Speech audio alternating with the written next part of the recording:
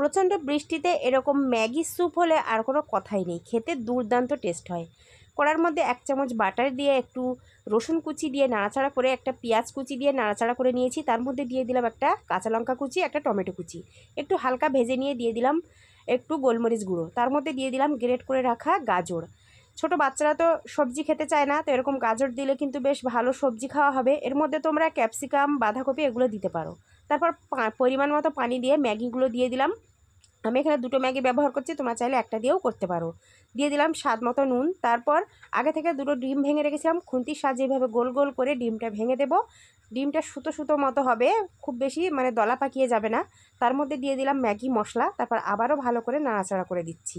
এই পর্যায়ে 2 cup cornflour ঠান্ডা পানিতে গুলিয়ে নিয়ে দিয়ে দিলাম সুন্দর একটা থিকনেসের জন্য। তারপর উপর থেকে লেবুর রস দিয়ে দিয়েছি, একটু চিলি ফ্লেক্স দিয়ে দিয়েছি। তো রেডি হয়ে গেল আমাদের গরম গরম স্যুপ।